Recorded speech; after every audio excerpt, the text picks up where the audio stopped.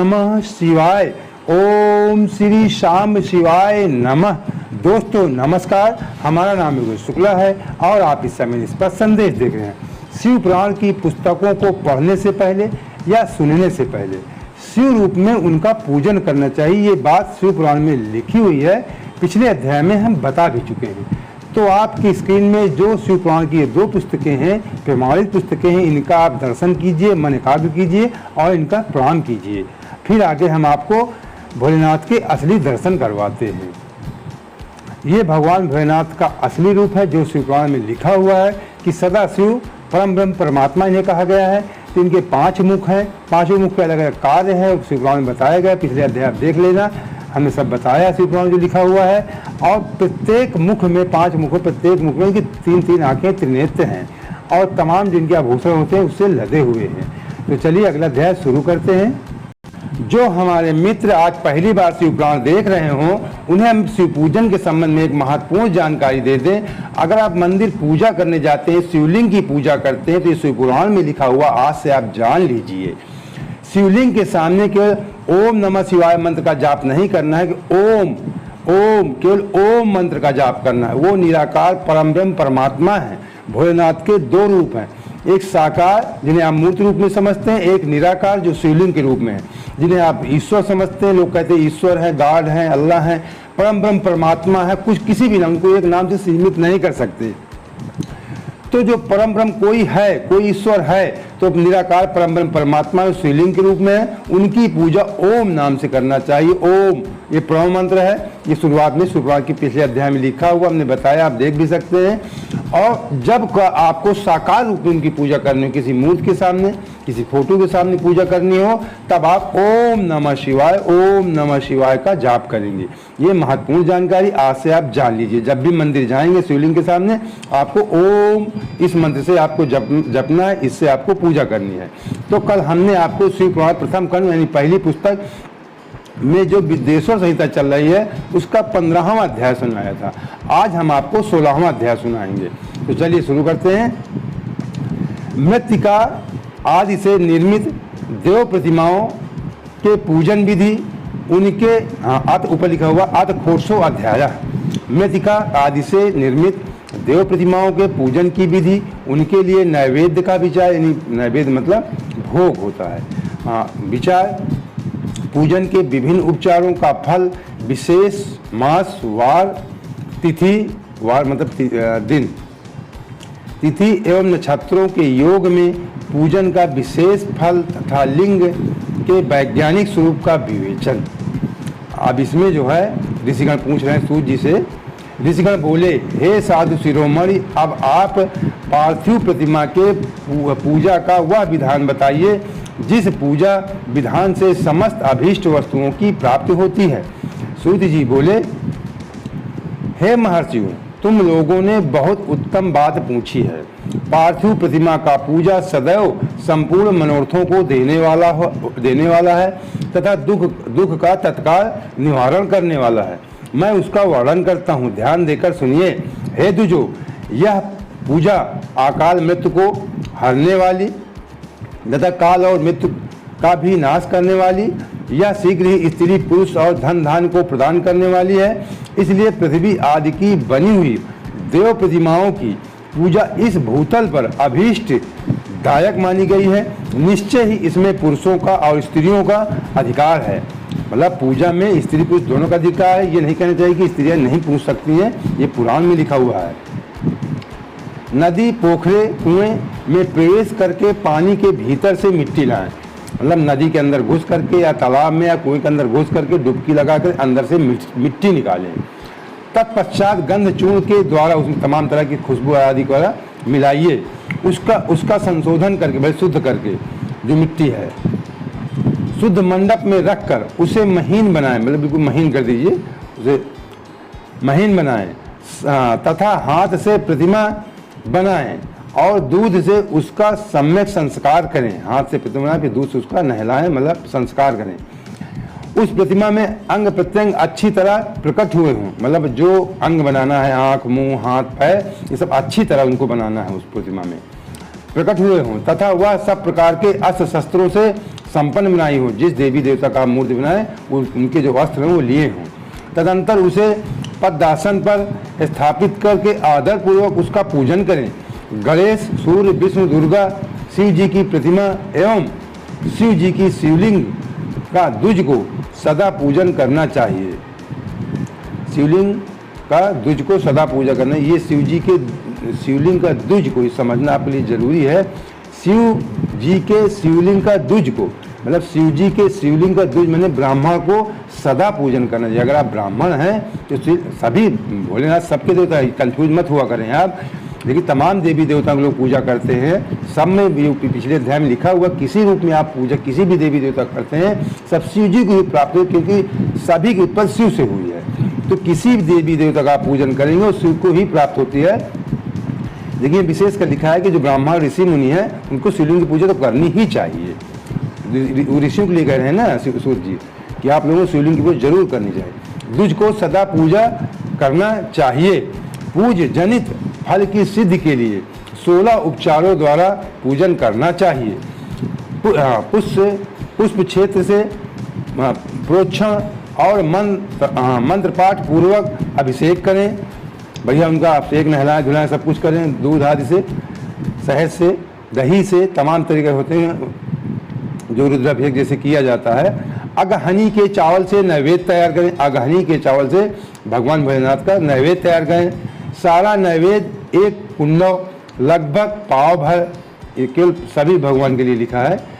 अभिषेक अगहनी चावल से नैवेद्य तैयार करें। नैवेद्य जो है अगहनी चावल से तैयार करें। सारा नैवेद्य एक बार घर में पूजा कर रहे हैं तो एक कुंडव मतलब पाव भर होना चाहिए।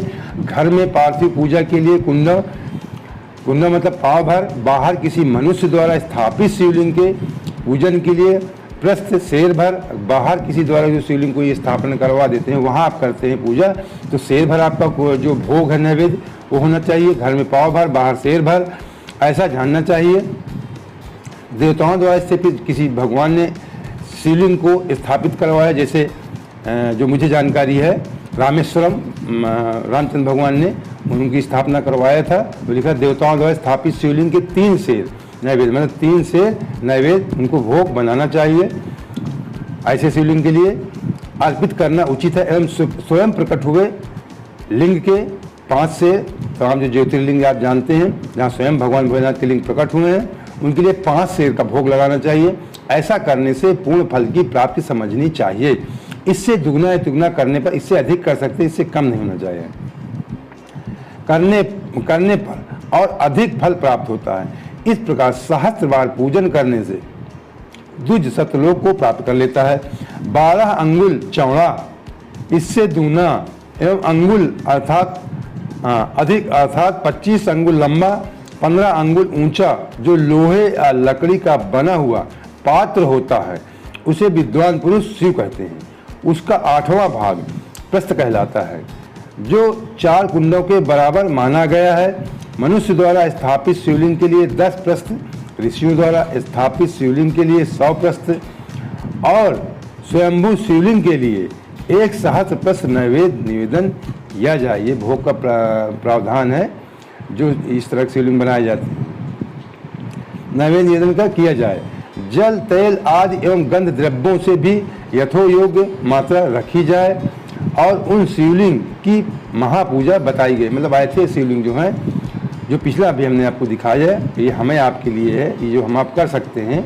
घर में कितना होना चाहिए देख लेना फिर से आप रिपीट करके। ये जो है महापूजा जो पहले लोग देवी देवता जैसे करते थे, महापूजा के बारे में उन शिवलिंग की महापूजा बताई गई है।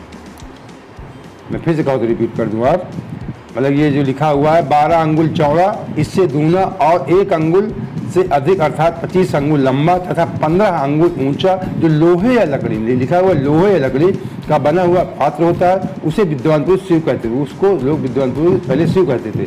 उसका 8वां भाग प्रस्थ कहलाता है।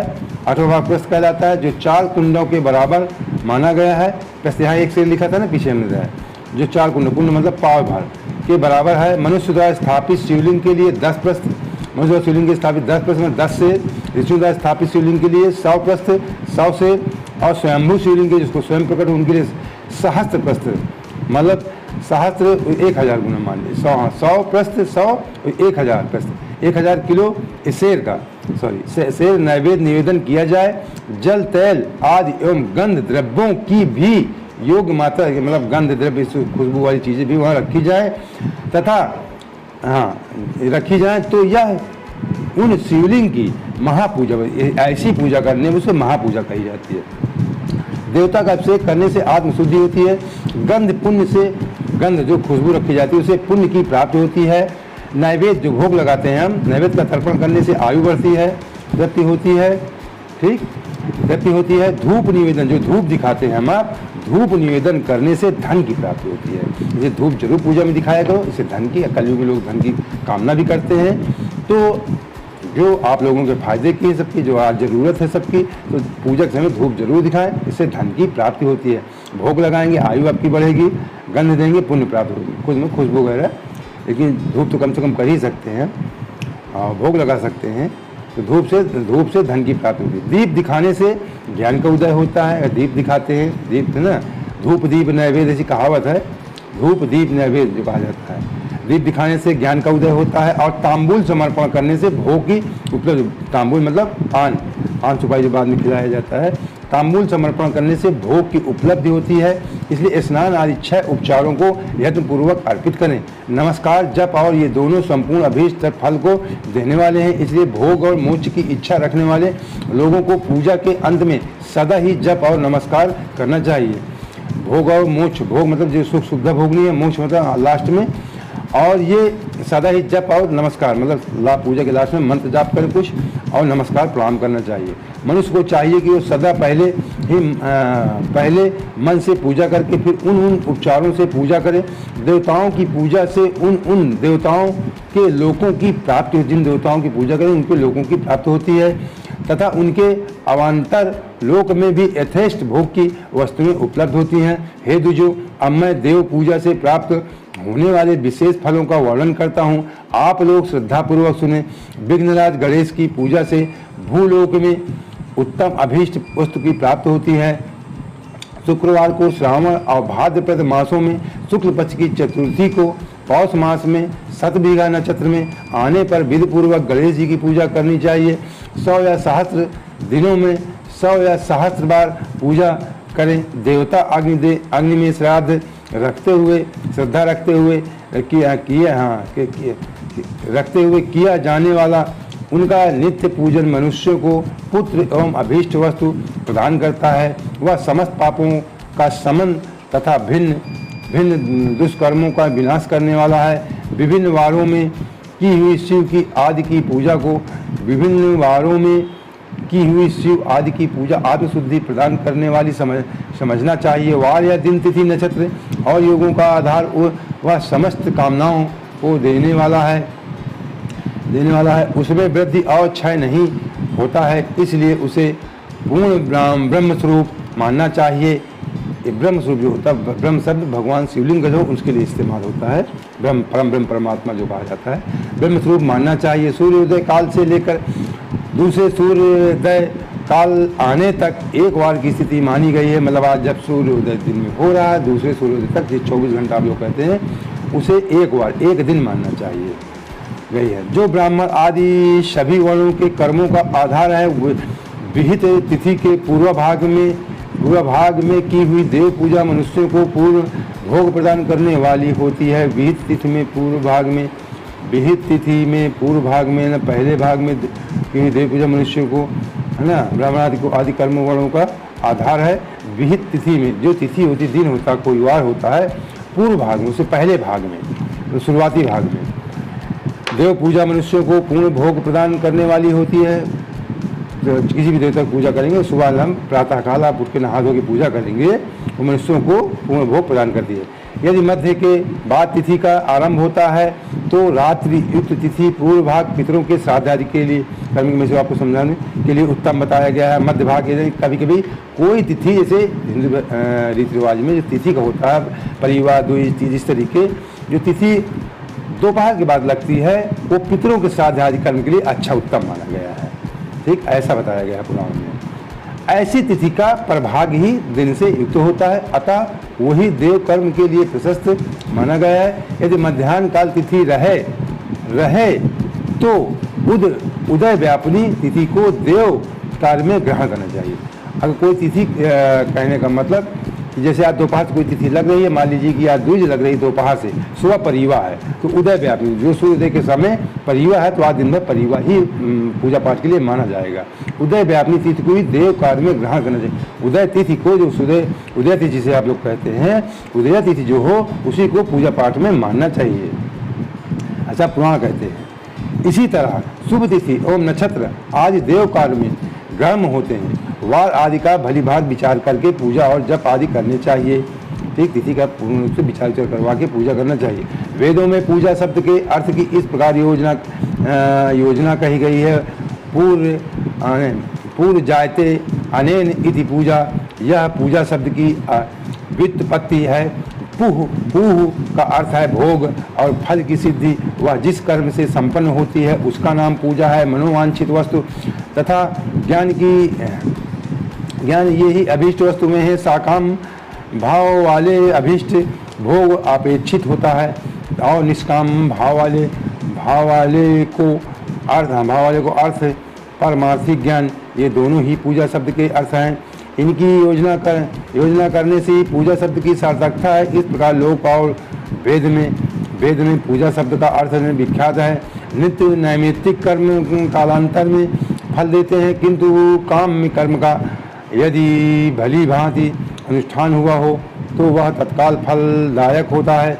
प्रतिदिन एक पक्ष एक मास तो 1 वर्ष तक लगातार पूजा करने से उन कर्मों की फल प्राप्त होती है। प्रतिदिन अगर आप एक पक्ष में प्रतिदिन हर सुबह के लिए आप पूजा कर लेते हैं तो जो फल है आपको प्राप्त होती है। लगातार 1 महीने तक कोई पूजा करता है, कोई जाप करता है, कोई 1 साल तक जाप करता है, लेकिन प्रतिदिन भी सुबह भी कर लेंगे, एक पक्ष में लिखा हुआ है, उनसे पापों का क्रमशः क्षय होता है, पापों का नाश होता है। पापों का प्रत्येक मास के कृष्ण पक्ष की चतुर्थी तिथि की हुई महागणपति की पूजा एक पक्ष के पापों का नाश करने वाली है, एक पक्ष तक उत्तम भोग रूपी फल देने वाली होती है। चैत्र मास में चतुर्थी को की हुई पूजा 1 मास तक किए हुए पूजन का फल देने वाली होती है, गणेश जी के संबंध में होती है। और जब सूर्य सिंह राशि पर स्थित हों उस समय भाद्रपद की चतुर्थी को की हुई गणेश जी की पूजा 1 वर्ष तक मनोवांछित फल भोग प्रदान करने वाली जानना चाहिए। श्रावण मास के रविवार को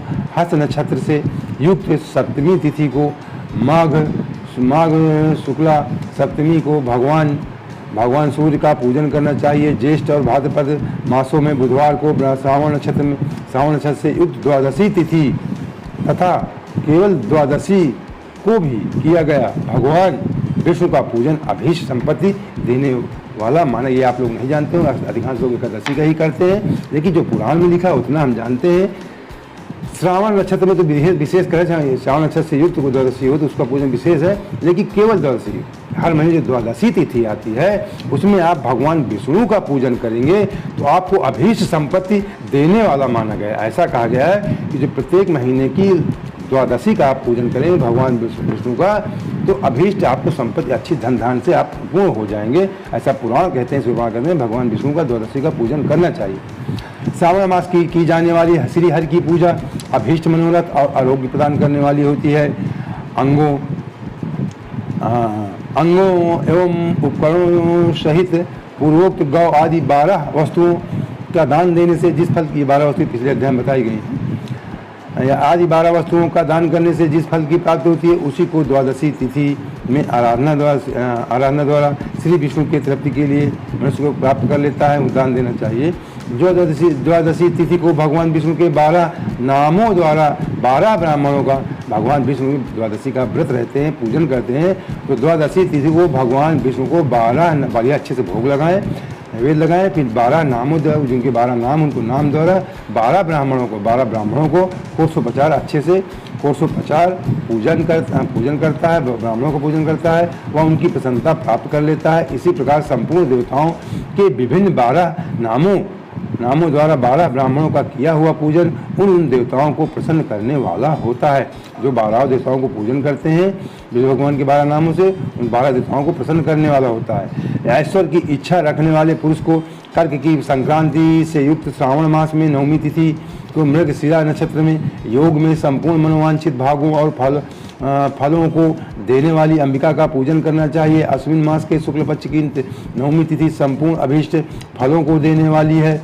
उसी मास के कृष्ण पक्ष की चतुर्दशी को यदि रविवार पड़ा हो तो उस दिन ये सब चीज़ें हम छोड़ नहीं सकते हैं। आपको हम पूरा शिव पुराण सुना रहे हैं ना, तो जो चीज़ें बहुत महत्वपूर्ण है उसको हम रुक के रिपीट कर देते हैं, थोड़ा धीमे से आपको समझा देते हैं। लेकिन जो आपके दैनिक जीवन में ज़्यादा उपयोग नहीं है, लेकिन फिर भी पुराण पूरा पढ़ा जाएगा, अधूरा नहीं पढ़ा जाएगा, इसलिए पढ़ेंगे हम पूरा। हाँ, चतुर्दशी यदि रविवार का पड़ा हो तो उस दिन का महत्व विशेष बढ़ जाता है। उसके साथ ही यदि आर्द्रा और महार्द्रा सूर्य संक्रांति से युक्त आर्द्रा का योग हो तो उक्त अवसरों पर की हुई शिव पूजा का विशेष महत्व माना गया है। शिव पूजा का विशेष महत्व होगा, इसको आप देख लीजिए, जरूरी है।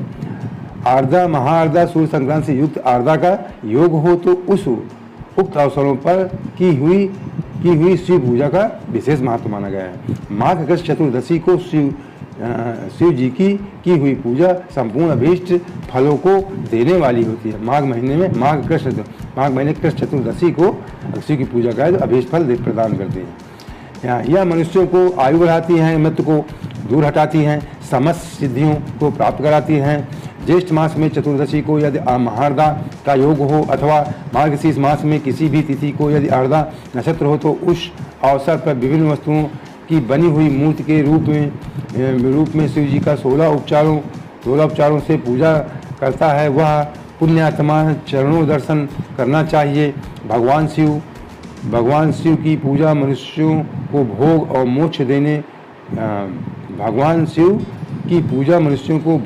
मोक्ष देने वाली। ये थोड़ा सा जान बहुत इसको स्पष्ट कर दूं।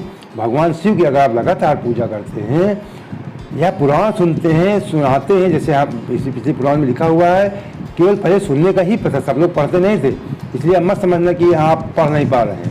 पहले सुनने की ही प्रथा थी, ऋषि मुनि एक दूसरे को सुनाते चले जाते थे। हम पढ़ रहे हैं, आपको सुना रहे हैं, या आप भगवान शिव का पूजन कर रहे हैं, कुछ भी कर रहे हैं, तो मनुष्यों को भोग और मोक्ष, भोग मतलब जो सुख सुविधाएं इस जीवन में मिलती हैं आपको, वो सब सुख सुविधाएं अच्छे से आप जीवन जीने में भोगेंगे उनको, और लास्ट में अंतिम समय में आपको मोक्ष प्रदान हो जाएगा भगवान शिव की पूजा करने से। ऐसा जानना चाहिए, नीचे लिखा हुआ है। कार्तिक मास के प्रत्येक वार और तिथि आदि में देव पूजा का विशेष महत्व है। कार्तिक मास आने पर विद्वान पुरुष दान, तप, होम, जप और नियम आदि के द्वारा समस्त देवताओं का खोटोप्राप्त पूजन करें। मतलब कार्तिक महीने पूजा पाठ का अच्छा महत्व है, ज़्यादा महत्व है। उस पूजन में देव प्रतिमा, ब्राह्मण तथा मंत्रों का उपयोग आवश्यक है। देव प्रतिमा, ब्राह्मण तथा मंत्रों का उपयोग आवश्यक है। ब्राह्मणों को भोजन कराने से वह पूजन कर्म संपन्न होता है। मतलब कार्तिक मास से ब्राह्मणों को पूजन कराने से पूजा संपन्न होती है।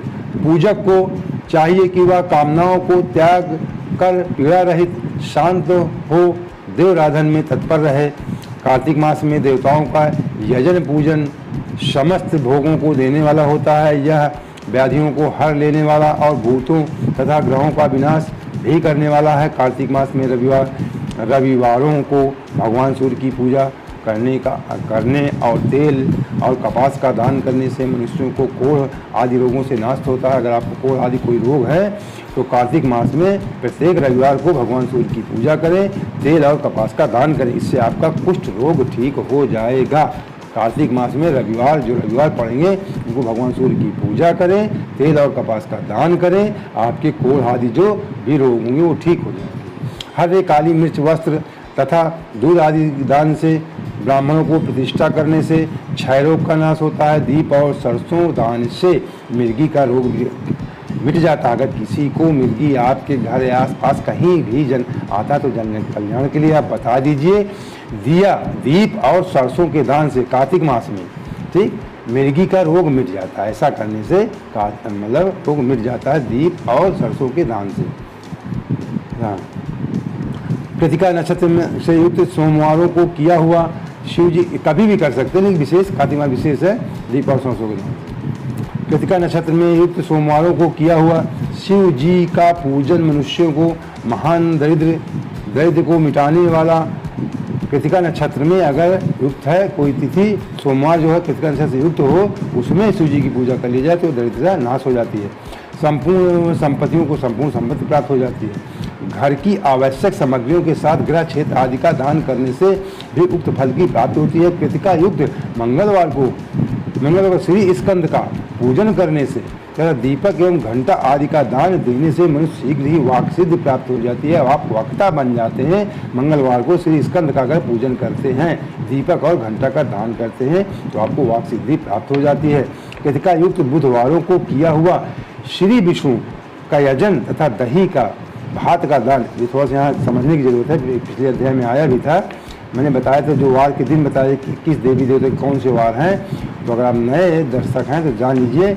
जो बुधवार है, अक्सर लोग बृहस्पतिवार को मानते हैं भगवान विष्णु के दिन, लेकिन पुराण में जो लिखा हुआ है कि बुधवार का दिन भगवान विष्णु का दिन होता है, इसीलिए लिखा हुआ है कृतिका युक्त बुधवार।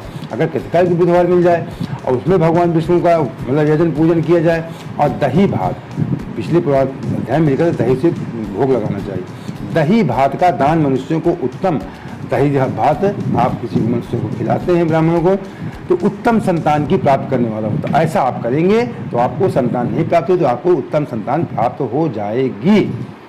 कृतिका युक्त गुरुवारों को धन से, ब्रह्मा जी का ये पिछले अध्याय में बताया गया था, जो वार मैं बताया हर वार के बारे में बताया गया था, कौन से दिन किस भगवान की, तो गुरुवार जो होता है ब्रह्मा जी के लिए होता है। कृतिका युक्त गुरुवारों को धन से, मतलब पैसा से दान पूजा पाठ करने से, ब्रह्मा जी के पूजन, मधु, सोना और घी का दान करने से मनुष्य को भोग वैभोग की प्राप्ति होती है। अगर लेकिन ये ब्रह्मा जी को पूजा लिखा, लेकिन ब्रह्मा जी की पूजा वर्जित है, भगवान शिव ने श्राप दे दिया था, इसलिए इसको लोग नहीं करते हैं। हाँ, भोग वैभव की बिजली की जो पहले भगवान शिव ने वार बनाए थे, लेकिन सकले दिन निश्चित कर दिया है, उस हिसाब से लिखे हुए हैं। भोग वैभव की वृद्धि होती है। कृतिका युक्त शुक्रवारों को गजानन गणेश जी की पूजा करने से तथा गंध पुष्प एवं अन्न का दान देने से मानवों के सुख भोगने एवं पदार्थों की वृद्धि होती है। उस दिन सोना चांदी आदि का दान करने से वंध्या की भी उत्तम पुत्र की प्राप्ति होती है। कृतिका युक्त शनिवारों को दीपावलियों में वंदना और दिग्गजों, नागों, शिव पालकों का पूजन आदि पूजन और त्रिनेत्रधारी रुद्र शंकर जी का शनिवार को लिखा हुआ। पिछले अध्याय में बताया गया शनिवार रुद्र रूप जो शंकर जी की, उनकी पूजा करनी चाहिए। त्रिनेत्रधारी रुद्र और पापहारी विष्णु का पूजन ज्ञान प्राप्ति कराने वाला होता है। ब्रह्मा धन्वंतरी एवं दोनों अश्विन कुमारों का पूजन करने से रोग और अल्प मृत्यु लिखा, वही अपमृत्यु लिखा, जिसे आप अल्प मृत्यु कहते हैं, अपमृत्यु का निवारण होता है और तत्कालिक व्याधियों की शांति हो जाती है। नमक, लोहा, तेल और उड़द आदि का त्रिकुट बना, सौंठ, पीपल और गोल मिर्च, फल, गंध, जल आदि तथा घृत आदि, घृत मतलब घी होता है, घृत आदि द्रव्य पदार्थों का और सुवर्ण, मोती, धान्य आदि ठोस वस्तुओं का भी दान देने से स्वर्गलोक की प्राप्ति होती है। इनमें से नमक आदि का मान कम से कम 1 प्रस्त यानी 1 सेर और सुवर्ण आदि का मान कम से कम 1 पल होना चाहिए। धन की संक्रांति से युक्त पौष मास में उस काल में शिव आदि का समस्त देवों का पूजन क्रमशः समस्त सिद्धियों को प्राप्त कराने वाला होता है। इस पूजन में अगहनी के चावल से तैयार किए गए हविष का नैवेद्य उत्तम बताया जाता है। पौष मास में नाना प्रकार के अन्न का नैवेद्य विशेष महत्व रखता है। मार्गशीर्ष मास में केवल अन्न का दान करने से मनुष्य को संपूर्ण अभीष्ट फलों की प्राप्ति हो जाती है। माघ महीने में केवल अन्न का दान कर देते हैं, समिष्ट फलों अभीष्ट फलों की आपको प्राप्ति हो जाती है। मार्गशीर्ष मास में अन्न का दान करने वाला मनुष्य सारे पाप नष्ट हो जाते हैं। वह अभीष्ट सिद्धि, आरोग्य, धर्मदेव का धर्म वेद का सम्यक ज्ञान, उत्तम अनुष्ठान का फल, इहलोक और परलोक में महान भोग तथा अंत में सनातन योग, मोक्ष और वेदांत ज्ञान की सिद्धि प्राप्त कर लेता है। जो भोग की इच्छा रखने वाला है, अब मैं थोड़ी सी माताएं बहनें जो उनसे निवेदन कर दूं, उनको जानकारी दे दूं, केवल सुनने से ही काम नहीं होता है। ये पिछले पुराण में लिखा है कि जन कल्याण, भगवान भोलेनाथ जन कल्याण के देव, उनके लिए सब बराबर है, दानव मानव देव सभी। तो किसी से आप बेकार मत रखिए, निर्विकार हो, किसी से ईर्षा मत रखिए। भगवान का स्वीकार के आप भक्त बन गए हैं तो किसी का नुकसान मत सोचिए, किसी की ईर्षा मत। लिखा हुआ था पिछले कि जो किसी का दोष सोचता है, किसी के बारे में ईर्षा करता है, उसे चांडाल ब्राह्मण कहा गया है। तमाम ब्राह्मणों के रूप कलयुग में कौन कौन होता है? जो कृषि आदि करते हैं, नहीं पढ़ते लिखते, उन्हें शूद्र ब्राह्मण कहा गया था। तो इस तरीके आप मन लगाकर अगर आप सदाचारी ब्राह्मण बनना चाहते हैं, उन सदाचारी ब्राह्मण कहा जाता है। जो पठन पाठन करते हैं, सुनते हैं, तो आप अच्छे से सुनिए और जन कल्याण के लिए अपने ना दूसरों को भी फायदा हो। शिव पुराण सुनने से दूसरों को वीडियो को शेयर जरूर कर दिया करें। जैसे हम आपको देते हैं यूट्यूब के माध्यम से, उसी तरह आप भी दूसरे को शेयर जरूर कर दिया करें। तो ये जो अभी हमने आपको अध्याय सुनाया, इस अध्याय को, ये काफ़ी बड़ा अध्याय था, तो इसलिए इसके हमने कई 3 पन्ने से ऊपर, लगभग 3.5 पन्ने हमने आपको सुनाया। थोड़ा और बचा है और बाद में 17वां अध्याय है, उसको हम आपको कल सुनाएंगे। तो इस अध्याय को यहीं ख़त्म करते हैं और आपसे निवेदन करते हैं, पहली बार जुड़े हैं तो हमारे चैनल सब्सक्राइब कर लीजिए, बेल आइकन पर ऑन लगा लीजिए, जब भी अगला कोई वीडियो हम डालें उसकी सूचना भी आपको प्राप्त हो जाए। माताएं बहनें जरूर कर लें, चैनल सब्सक्राइब कर लें और लाइक करके अपने दोस्तों को जाते इस तरह को शेयर जरूर कर दिया करें। ओम नमः शिवाय। ओम श्री शाम शिवाय नमः।